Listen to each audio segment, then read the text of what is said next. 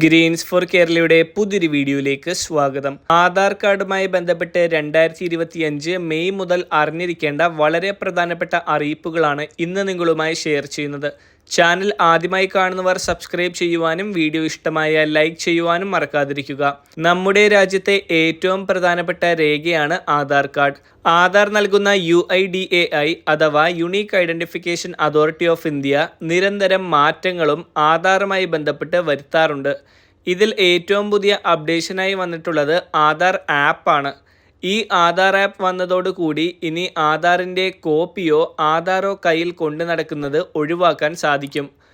മൊബൈലിൽ ഇൻസ്റ്റാൾ ചെയ്യുന്ന ആപ്പിൽ QR കോഡ് സ്കാൻ ചെയ്തുകൊണ്ട് UPI പേയ്മെൻറ്റ് മുഖേന പണം അയക്കുന്നത് പോലെ ആധാർ വെരിഫിക്കേഷൻ നടപടികൾ പൂർത്തീകരിക്കാനാകും.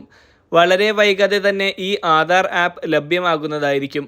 ആധാറുമായി ബന്ധപ്പെട്ട മറ്റൊരു അറിയിപ്പ്, വിദ്യാർത്ഥികൾക്ക് ഇപ്പോൾ സ്കോളർഷിപ്പുകൾക്കൊക്കെയുള്ള സമയമാണ് ഇനി വരുന്നത്.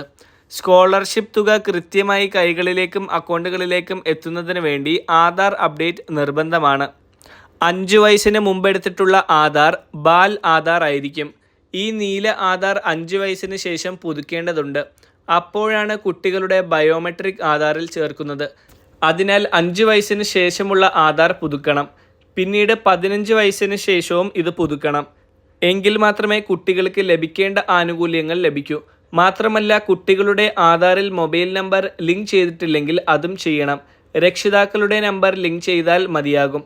അടുത്ത അറിയിപ്പ്, 10 വർഷം കഴിഞ്ഞ ആധാർ പുതുക്കാത്തവർ പുതുക്കുവാൻ ശ്രദ്ധിക്കുക. ഇത് സ്വന്തമായി സൗജന്യമായി പുതുക്കുവാൻ ജൂൺ 14-ാം തീയതി വരെയാണ് സമയം. ആ ദിവസം കഴിഞ്ഞാൽ ഒരു നിശ്ചിത തുക നൽകി വേണം ആധാർ പുതുക്കാൻ. ആധാറിൽ ക്ലിയറായ ഫോട്ടോ ആഡ് ചെയ്യുവാനും ആക്റ്റീവായ മൊബൈൽ നമ്പർ ആഡ് ചെയ്യുവാനും ശ്രദ്ധിക്കുക. ഒരു മൊബൈൽ നമ്പർ ഒന്നിൽ കൂടുതൽ ആധാറുകളിൽ ആഡ് ചെയ്യാവുന്നതാണ്. അതായത് നിങ്ങളുടെ കുടുംബാംഗങ്ങളുടെ ആധാറിലും നിങ്ങളുടെ മൊബൈൽ നമ്പർ ആഡ് ചെയ്യാവുന്നതാണ്. ആധാർ അധിഷ്ഠിത OTP വന്നാൽ മാത്രമേ ആയുഷ്മാൻ ഭാരത് പോലുള്ള ആനുകൂല്യങ്ങളൊക്കെ ലഭിക്കൂ. അതിൽ ആക്റ്റീവായ നമ്പർ ആഡ് ചെയ്യുക. ആധാറിലെ ഫോട്ടോയിൽ വ്യക്തത വേണമെന്നും UIDAI നിർദ്ദേശിച്ചിട്ടുണ്ട്. 2 ചെവിയും ഫോട്ടോയിൽ കണ്ടിരിക്കണം. മാത്രമല്ല, ഫോട്ടോ എടുക്കുന്ന സമയത്ത് വെളിച്ചമുണ്ടാകണം. അതിനാൽ ഇക്കാര്യവും ശ്രദ്ധിക്കുക. ഇനി പുതുക്കിയ ആധാർ പോസ്റ്റ് വഴി ലഭിക്കുന്നില്ലെന്ന് നിരവധി പേർ പറയുന്നുണ്ട്.